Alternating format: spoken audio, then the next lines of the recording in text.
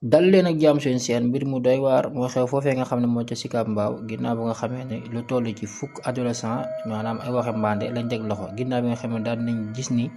jàpp ni ñoom ñi doon def li nga xam ne moo di sàkku collectif ab xale bu mineur bu jigéen bu am 14 ans maanaam dañ ko jàpp yóbbu ko ci appartement di def ak moom naka sudul noonu ginnaaw ba nga xamee ne teg nañ leen loxo nag ñu tegoon loxo kon fukk yi mu des ñaar ñoo xam dañoo dawoon. buñ sukkandikoo ci information yi nag mbir mi nag na mu demee ginnaaw ba nga xamee ni mbir yaa ngi xew entre le 5 et le 6 mars 2026 maanaam kon ci semaine bi weesu rek la daal di xew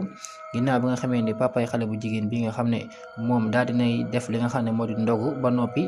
mu daal ni seetlu ni ki nga xam ne moo di doom boobee ay atam toll ci 14 ans nekkul ci kër gi ginnaaw gi nag la daal di dem wër ba sonn ginnaaw ba nga xamee ne minuit jot na mu daal di nag mujj mel ni ku xaw a découragé waaye wax nañ daal ay 13h ay 1h du matin lañ ko daal di kon informé wax ko ni gis nañ doomam bu jigéen mu ànd ak ay xale yu góor ci benn kër foofee ca quartier ba moom nag mu daal di gaawante am ko mu àndal bu ñu sukkandiku ci information yi daal di dugg ci benn appartement bi nga xam ne nekk na ci deuxième étage ci kër googee ñu ko daal di tegtal mu daal di ñëw nag ba mu fa ñëwee dama gis daal dina yéeme loolee nag te daal na fekk doom ji ñooñee nga xam ne ñoo ko tegoon loxo di xale yooyee nekk ci kawam ku nekk jox sa morom moom nag ginnaaw ba nga xamee ne daal nay réussir jàpp ñaar moom ak ka mu àndaloon ñaar ñooñee nag ba ñu xëyee lañ daal di kon daal di dénoncé ñeneen ñi nga xam ne ñoo bokkoon ci mbir moomee adolescent yi nag ñañu jàpp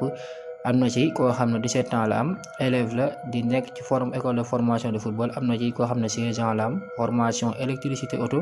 am na ci ku ci am 18 ans am na ku ci am 17 ans ñoom ñaar ñëpp formation mécanique am na ci it koo xam ne ron lañ koy wax moom 17 ans am na ci ko am 17 ans moom it élève la classe première am na it kenn koo xam ne junior lañ koy wax moom it ay atam toll ci 16 ans formation menuiserie aluminium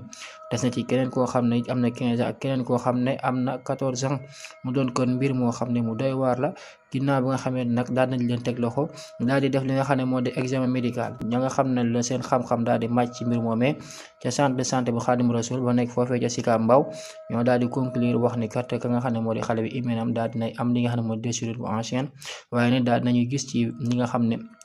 moo di ci pëyam li nga xam ne moo di ay spermatozoïde maanaam yooyu nga xam ne moo di madiyu fekk nañ ko ci ko nga xam ne moo ci xale boobee ginnaaw bi nga xam ne nag daal nañu interroger xale bu jigéen bi ci kanamu papaam bu ñu sukkandikoo ci information yi ba tey ma ngay wax ne ñooñee kat dañ koo jaay doole dañ koo daal di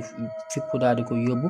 daal di abusé ci moom la nga xam ne moom loolu la daal xew ci kawam waaye nag ak lu mënti xew ñooñee teg nañ leen loxo ba jamono ji nag mbir mi daal doy na la doy waar ñoom ñëpp nangu nañ ko ba mu des kenn waaye it lañu wax ne daal moo di xale bi ci boppam moo leen woo ci mbir moom mais maanaam la nga xam daal moo di sàkku ci force teg ci kaw doole amul waaye consentement la ak lu mënti xew procureur république Salif Dicko daal nay ordonné placement garde à vue ñooñee nga xam ne ñoom ñëpp ñoo nekk ay mise en cause waaye mbir mi dinañ ko defeere kon ba lundi tey lañ koy daal di atte ak la mu ci xew ne si dikkaat gën koo yaatal leen fàttali lañ ngeen abonné activé cloche aimé vidéo bi joxe fa si commentaire yi seen chaîne Net H24